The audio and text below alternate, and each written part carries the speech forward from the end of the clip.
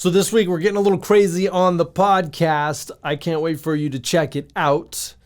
But we're talking about how we live in this world where there is constant chatter. There is all of these waves, these vibrations of distraction coming at us that we perceive through all of our senses, and it messes us up and it confuses us and it makes us sort of think things that might not actually even be real. So I want to challenge you to realize with your real eye what is important, who your true self is, and make your decisions from deep down in that place, not from that kind of more superficial level. So make sure you check this one out. It's a good one. I can't wait to hear what you think.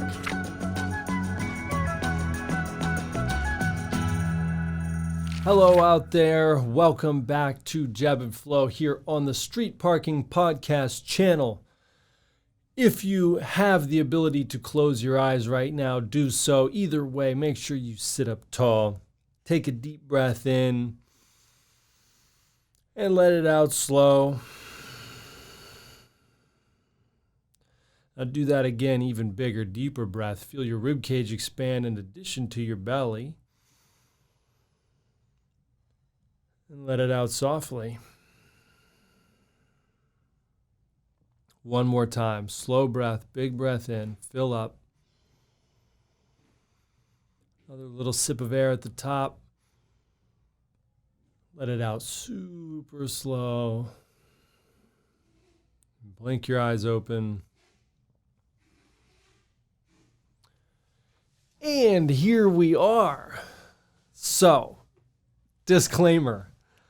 I was thinking about some interesting stuff, some weird stuff over the last week or so, and I'm going to do my best to contextualize it and relate it to fitness and, of course, mindset, but even more concrete in terms of like fitness or nutrition.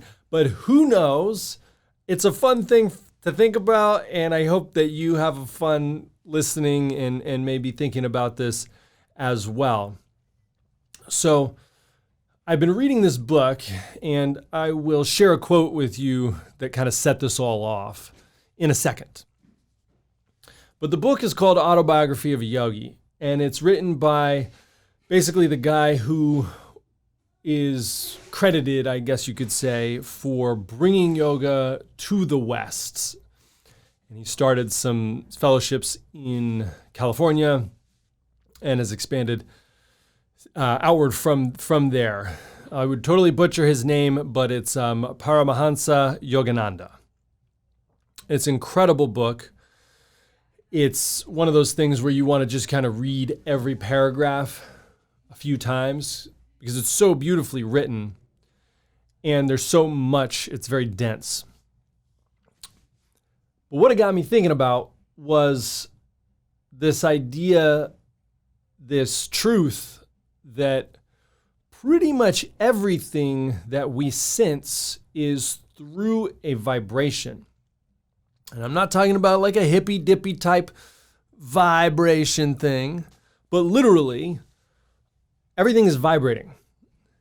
And you can think about that. And I like to think about it in terms of sound because I kind of come from that background. So sound is just a vibration of the air, changes in air pressure that your ears can pick up on and translate to sound. Same with light. You know, if you can't hear, but you can see, you can think about this in terms of light. So the vibration, the frequency determines the color of the light, or it determines the pitch of the sound. And the frequency is the wavelength, like how fast those little waves are moving. Then you've got the amplitude, which is the height of the wave. And the amplitude with sound would be volume. So a higher amplitude would be a louder sound.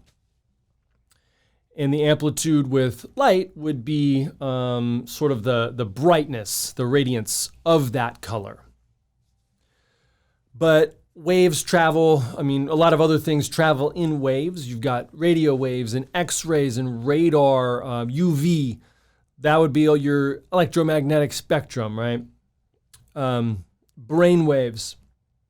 So you've got like beta waves and alpha waves and theta waves and delta waves, and your brain literally is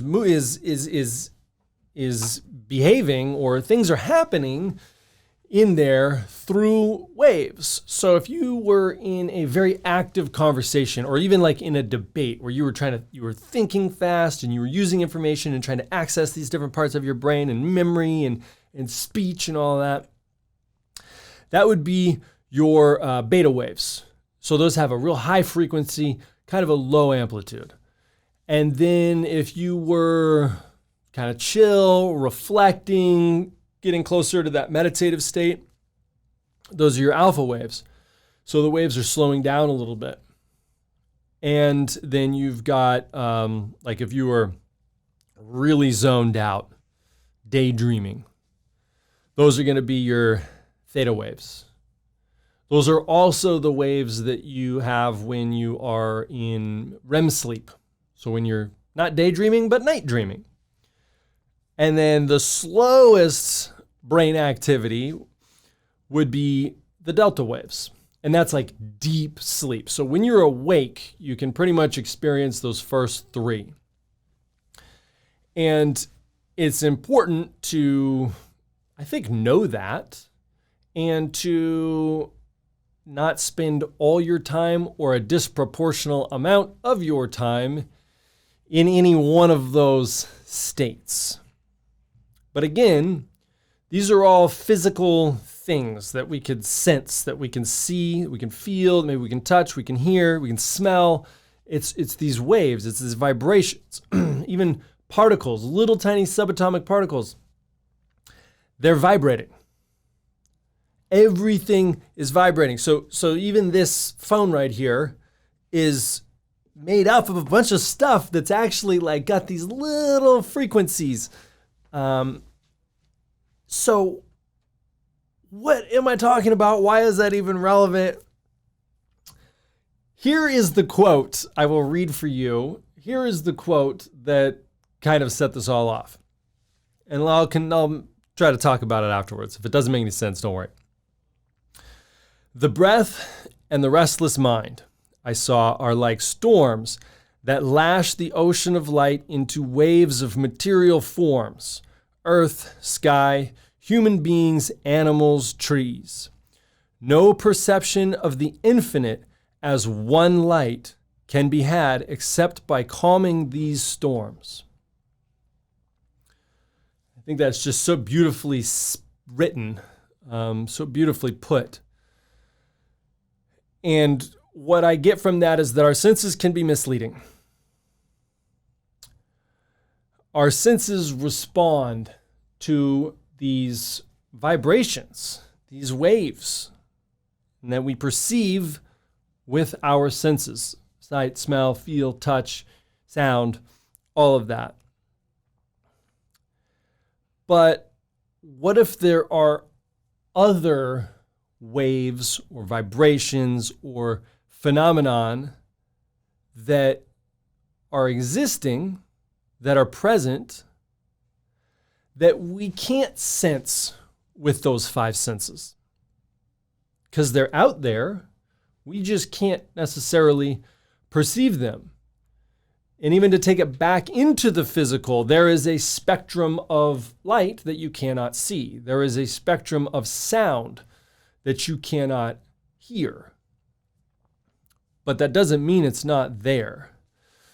But there's all of this chatter. There's all of this chatter, these material vibrations. And in order to see what's kind of beyond the material, or to understand maybe something that's a little more intangible, we have to calm those storms.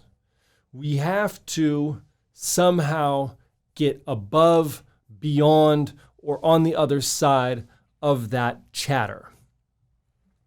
And obviously, you could think of this in a very spiritual sense, and certainly there is that component, and that's what he's talking about in the book. But I think that just being able to know who you really are and being able to get to a place from which your actions and behaviors moving out of that place and beyond that place are in alignment with who you truly are. I think that's super important. And if you have any kind of goals or want to build any kind of habits, including fitness, nutrition, and beyond, but not limited to those things. If you have that, then starting in a place of getting really deep, either super far below the surface or super far beyond the other side of all those material vibrations, however you want to think about, I think that is essential. I think that is essential. And so then after I read this, I started doing a little wordplay. Sometimes I do a little wordplay, and I started thinking about the statement came to my mind that I want to share with you. And it's probably a little silly, but whatever. I like it, and I have not been able to get it out of my head for a while now. So basically it's this: realize with your real eye that real lies rely on fear in all its forms to thrive.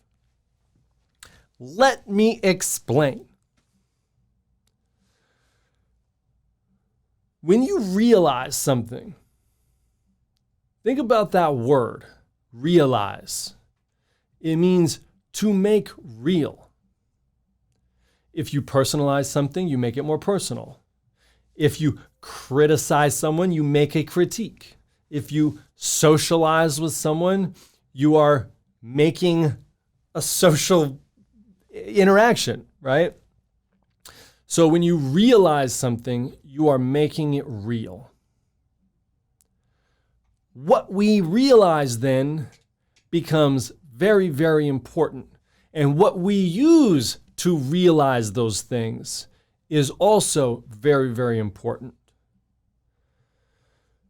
So, your real eye. Your real eye is not the two things in the front of your face. Your real eye is the one sitting right in the middle of your brain.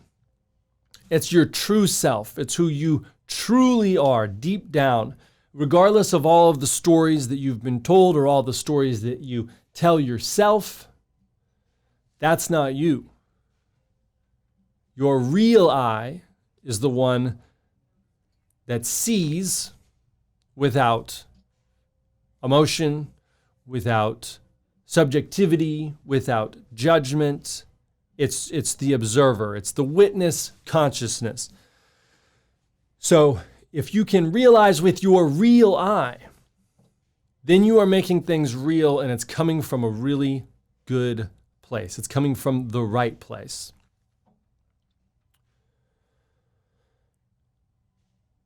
If you want to realize a higher level of fitness or a deeper level of happiness, you got to realize that with your real eye. And we can make real, we can realize things without our real eye. And we can realize things based on the lies, the real lies. So what are the real lies? The real lies are those stories. You know, those, I'm not good enough. I'm not as good as.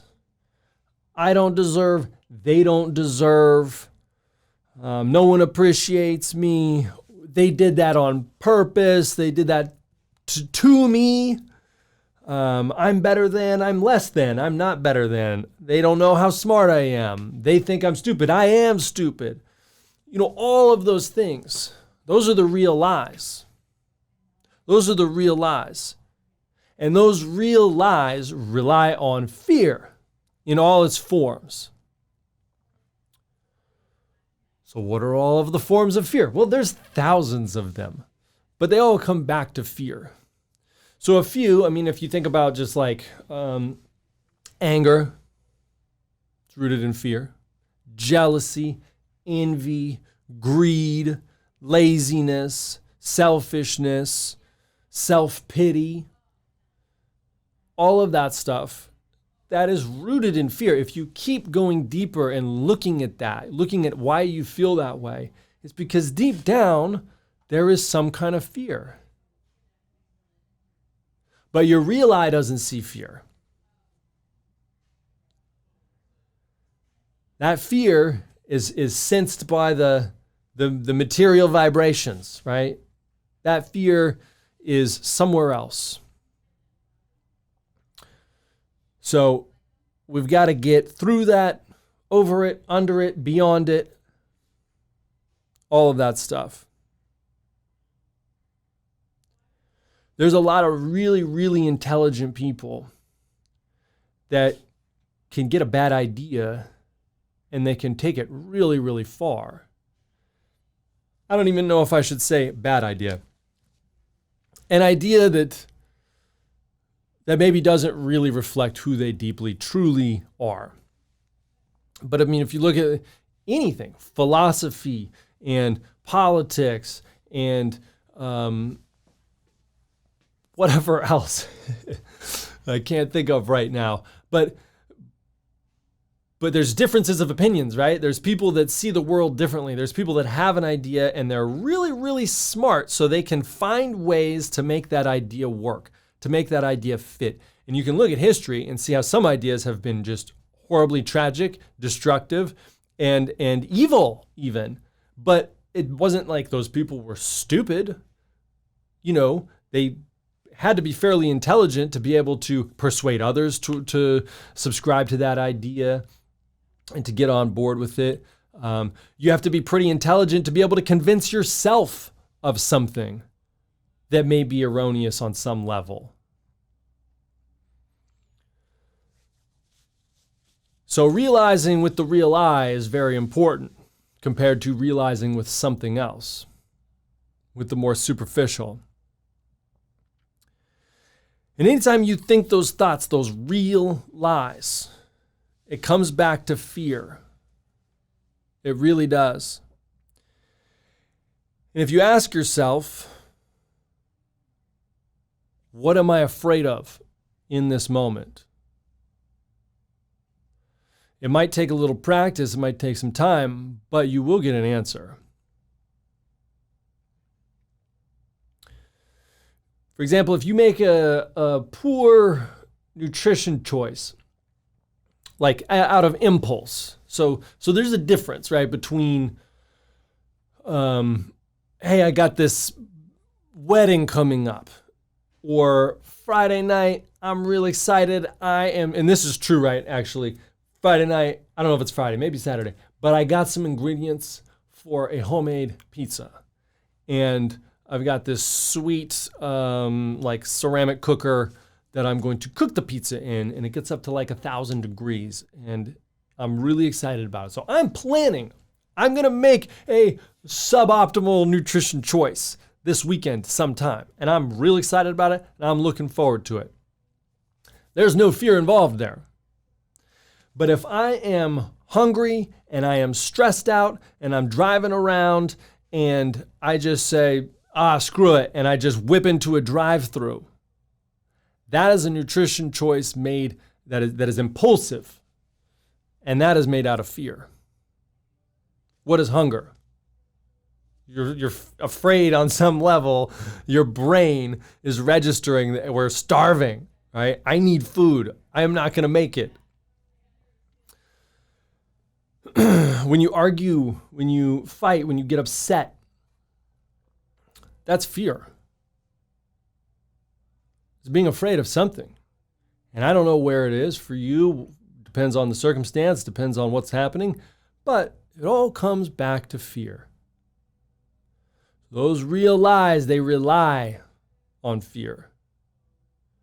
And if you can confront, embrace, replace with love, then the fear becomes much less of an issue. Fear is never going to really go away. We have it for a reason. It's for self-preservation. And I'm not suggesting that we could ever just completely get rid of it. Courage doesn't mean being fearless. There's really no such thing as being fearless.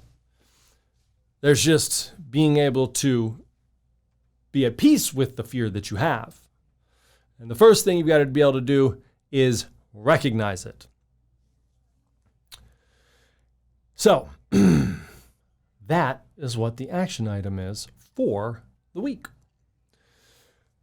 What I want you to do, make this a daily practice and remind yourself, and it's going to take practice. It's not going to happen right away. So you got to do it a few times.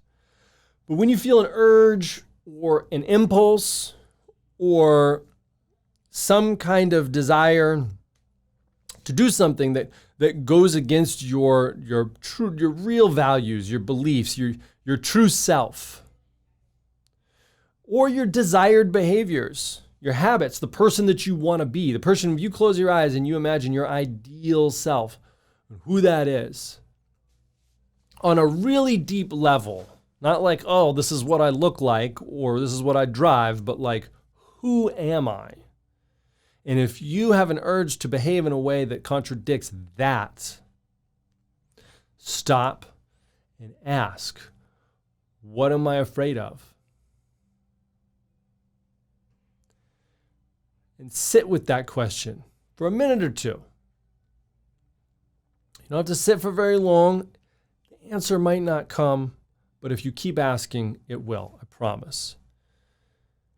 And then tell yourself that fear and whatever form of fear that it is that you might be experiencing is not seen or recognized by your real eye. And because of that, it's not real. It can't be.